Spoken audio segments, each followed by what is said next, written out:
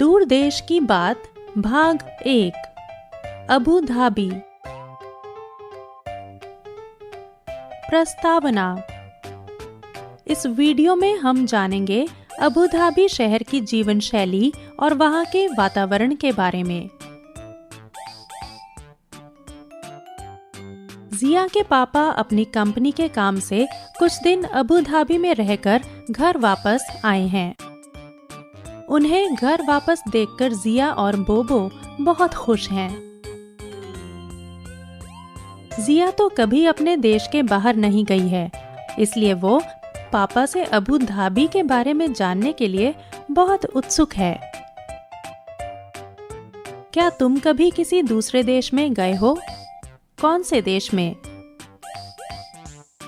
अगर तुम्हारा कोई दोस्त दूसरे देश में घूमकर आया हो तो तुम उससे क्या सवाल पूछोगे? जिया सोच ही रही थी कि वो अपने पापा से अबू धाबी के बारे में क्या पूछेगी कि तभी उसके पापा नहा धोकर आ जाते हैं। पापा, आपने तो मुझे अबू धाबी के बारे में कुछ बताया ही नहीं। अच्छा बताओ, क्या जानना चाहती हो? पापा, अबू धाबी कहाँ पर है? अबू धाबी यूएई यानी यूनाइटेड अरब एमिरेट्स में है जिया। क्या तुम्हें पता है यूएई कहाँ पर है?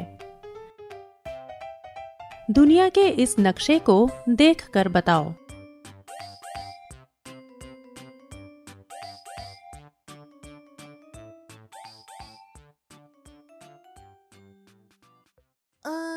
मैंने तो ये नाम पहले कभी नहीं सुना।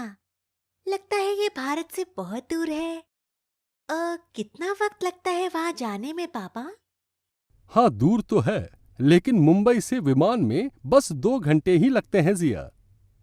ये सुनकर जिया दादी के घर तक के अपने ट्रेन के सफर के बारे में सोचने लगती है। अरे वाह, इतनी जल्दी! ट्रेन में दादी के घर जाने में तो हमें 2 दिन लगे थे, जबकि उनका घर तो इतना दूर भी नहीं था। फिर तो पापा विमान बहुत तेज चलता होगा। क्या तुम कभी विमान में बैठे हो? क्या विमान बहुत तेजी से चलता है?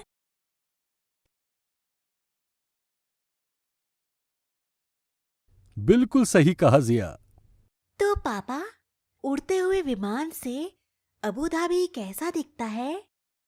विमान से तो सिर्फ रेत ही रेत दिखती है। अलग अलग रंगों की रेत दिखती है और रेत के पहाड़ भी दिखते हैं जिया। अच्छा, ऐसा है? तो क्या अबू धाबी शहर में भी बहुत रेत है?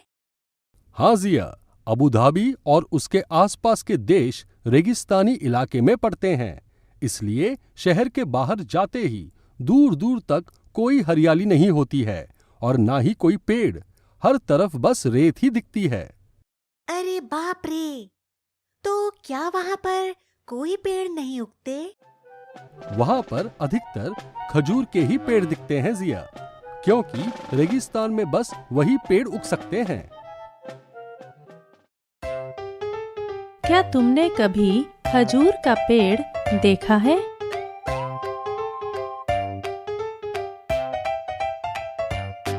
खजूर का पेड़ कैसा दिखता है?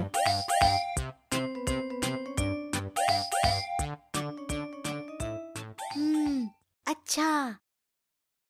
रेगिस्तान में तो शायद गर्मी होती है ना पापा? हाँ जिया, वहाँ ज्यादा गर्मी होती है और इसी वजह से लोग वहाँ पर ढीले ढीले सूती कपड़े पहनते हैं और अपना पूरा शरीर यहाँ तक कि अपना सर भी ढक कर रखते हैं। अच्छा, इतनी गर्मी? और हाँ जिया, वहाँ पर पानी की भी कमी रहती है। पानी की कमी क्यों? वो इसलिए क्योंकि वहाँ पर ना कोई नदियाँ हैं और ना कोई झील, और ज्यादा बारिश भी नहीं होती वहाँ पर।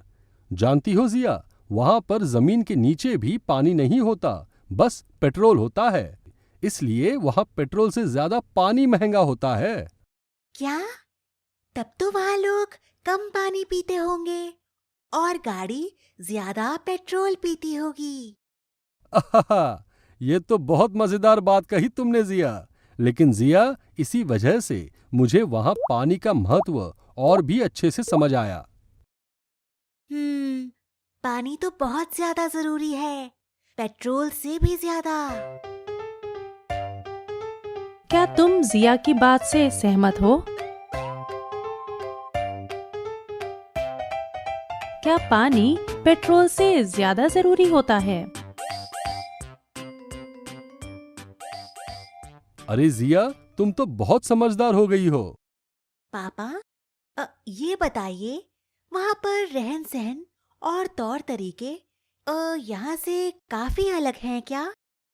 हाँ जिया, पर हर देश की अपनी एक अलग संस्कृति होती है और रहन सहन के अलग तरीके। हमें बस उनके तौर तरीकों को स्वीकार करते हुए उनका सम्मान करना चाहिए।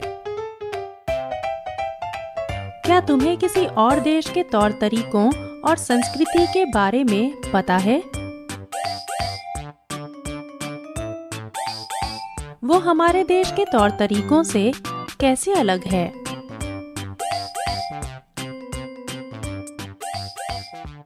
अच्छा तो पापा, अबू धाबी में रहना आपको कैसा लगा? अच्छा था जिया। सिर्फ अच्छा? हाँ जिया, वहाँ पर सवाल पूछने के लिए तुम जो नहीं थी। ये सुनकर जिया मुस्कुराने लगी। और जिया, तुमने अबू धाबी के खजूर चखे या नहीं? मुझे तो किसी ने खजूर के बारे में बताया ही नहीं। अरे मैं तो वहाँ से बहुत सारे खजूर लाया हूँ, किचन में रखे हैं। ओह अच्छा, चलो बोबो, हम जाकर अबू धाबी के खजूर खाते हैं। जिया और बोबो खजूर खाने के लिए किचन की ओर चल देते हैं। सारांश: इस वीडियो में हमने अबू धाबी शहर की जीवन शैली और वहाँ के वातावरण के बारे में जाना। अगले वीडियो में हम जानेंगे अलग अलग देशों में इस्तेमाल होने वाली मुद्राओं के बारे में।